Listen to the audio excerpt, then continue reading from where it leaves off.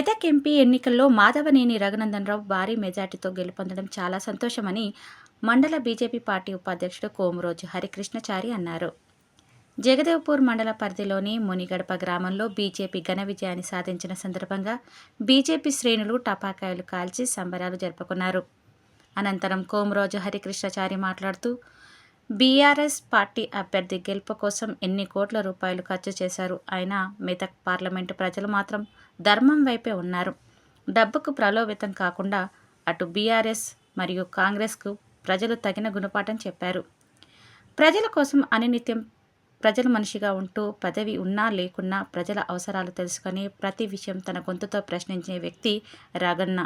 అలాంటి వ్యక్తికి ఇచ్చిన బహుమతి మెదక్ ఎంపీ స్థానం అని ఆయన పేర్కొన్నారు. రగన్న గారి నాయకత్వం